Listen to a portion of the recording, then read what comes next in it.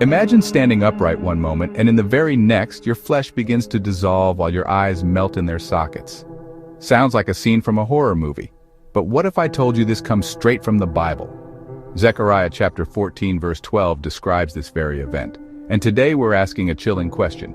Was the prophet Zechariah describing nuclear war nearly 2,500 years ago? Stay with me because what you're about to see may forever change how you look at Bible prophecy, world events, and the fragile state of humanity itself.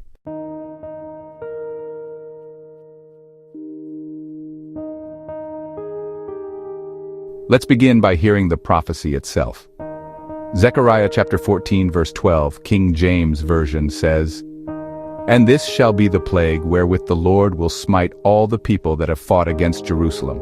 Their flesh shall consume away while they stand upon their feet, and their eyes shall consume away in their holes, and their tongue shall consume away in their mouth." Stop and think about that for a moment. People's flesh literally consuming while they remain standing, eyes dissolving, tongues withering away. Zechariah uses no parables here, no soft images.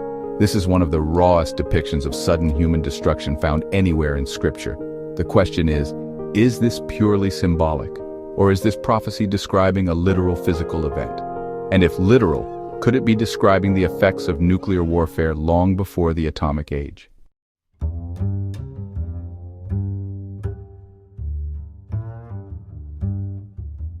Let's consider what happens in a nuclear detonation. Survivors of Hiroshima and Nagasaki reported horrifying symptoms. Skin literally sloughing off while walking, eye sockets bleeding and melting from intense flash heat, tongues swelling or dissolving due to radiation exposure. Zechariah's words, "while they stand upon their feet," resonate chillingly with eyewitness reports of people incinerated in place. No sword, no arrow, no spear in ancient times could cause this. Only sudden, unimaginable heat or radiation could match such imagery. Some scholars argue Zechariah foresaw a type of plague, but the Hebrew word used here, magapha, means a strike, a blow, or a smiting, not necessarily a disease. It could just as well describe the sudden blast of a weapon.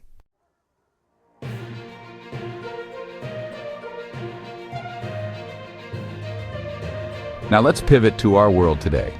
Since the 1940s, mankind has lived under the shadow of nuclear war. Today there are over 12,500 nuclear warheads worldwide. Nations like the United States, Russia, China, North Korea, and Iran dominate headlines with nuclear rhetoric. Consider this: hypersonic missiles today can deliver nuclear payloads faster than ever before. Tactical nukes, smaller but devastating, are now part of modern battlefield planning. Experts warn that if even 1% of the world's nuclear arsenal is unleashed, billions could die. Not in days, but minutes. When Zechariah spoke of nations gathered against Jerusalem, could it be that the final conflict involves weapons beyond the imagination of his day? Could flesh-consuming be his spirit-inspired attempt to describe radiation burns?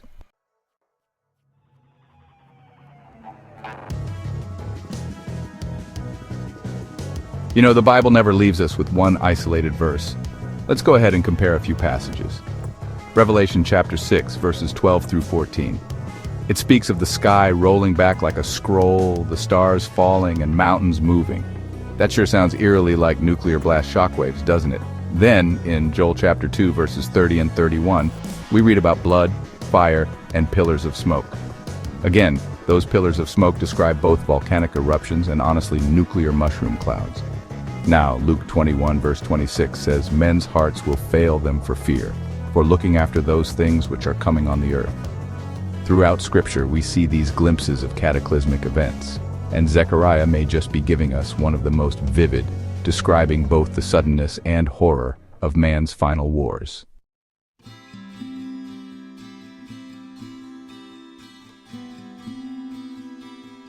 But let's pause for clarity here. Bible prophecy is not given simply to terrify, you know. Zechariah is not writing a sci-fi horror story. The prophecy is God's warning that mankind's pride, violence, and rebellion lead to ultimate destruction.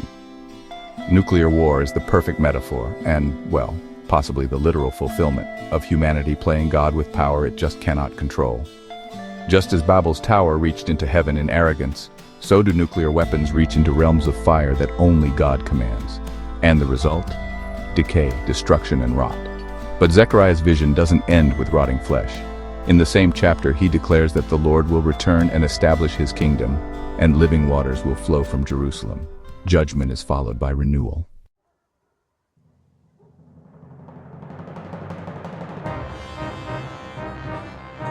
Look at the news. Rising U.S.-China tensions. Russia openly threatening nuclear response in Ukraine. North Korea boasting tests. Israel, right at the center of Zechariah's prophecy, surrounded by hostile nations, some working tirelessly toward nuclear capability. Could this be why this prophecy feels so urgent right now? Could we be on the very edge of seeing Zechariah's vision fulfilled in our lifetime? Even secular scientists warn of doomsday clocks ticking closer to midnight. They use the language of apocalypse, the very language of Scripture.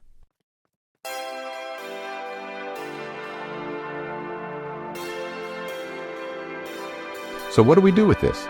If Zechariah chapter 14 verse 12 does describe nuclear war, then it's not a verse to debate for curiosity's sake. It's a wake-up call, a warning. The takeaway is simple. Don't put your trust in governments, nations, or arsenals of weapons. Don't dismiss prophecy as ancient myth. Over 90% have already been fulfilled. Live ready, live holy, live aware that Christ's return could come at any moment, and most importantly, take hope. Zechariah ends with God reigning as king. Yes, there's judgment, but beyond that lies restoration. Beyond the fire lies peace.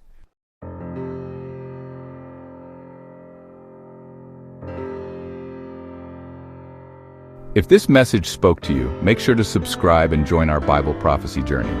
And don't forget, click the link below to download your free study guide on the timeline of fulfilled Bible prophecies.